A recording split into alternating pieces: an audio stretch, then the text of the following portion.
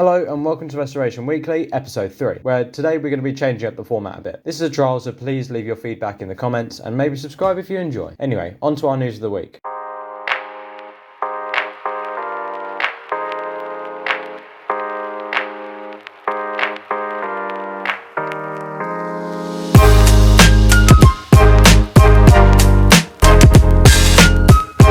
First of all, there's been major developments in the future of Sheffield Doncaster Airport, the home of the one and only Vulcan XH558, the last Vulcan to ever fly. Last year, it was announced that Robin Hood Airport would be closing, sparking political outrage, not just amongst aviation lovers. However, recently it was revealed the airport story may not be over, and it may reopen soon after refurbishment. If so, it is likely that Vulcan XH558 and the Vulcan to the Sky Trust will stay at the airport, begging the question, are XH558's running days really over?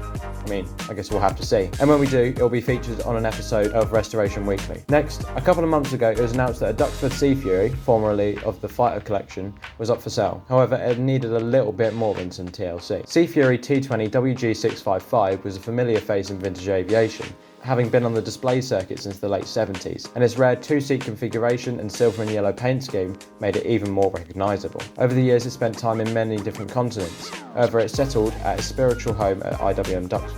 On the 4th of August 2020, the aircraft was destroyed in a forced landing due to an engine failure. It is rested in storage, awaiting hope. Around 2 months ago, out of the blue, the aircraft restoration company made a listing for WG655.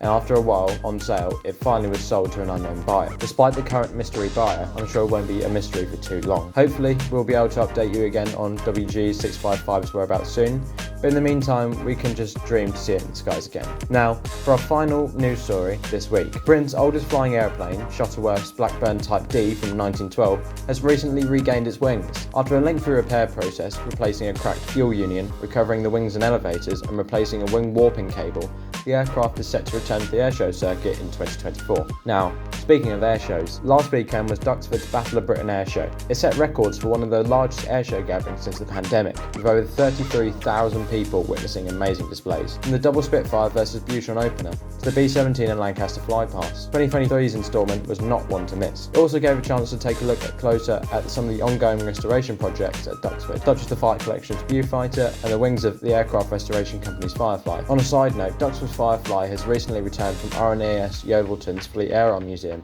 and fits perfectly where the Avenger was, next to its younger sister, the Gannet. Right, that'll be all for this week. So if you did enjoy it, please subscribe so you never miss another post. If you didn't enjoy it though, then that's fair enough, and we'd love your feedback in the comments. Now have a nice day, and I'll see you next week.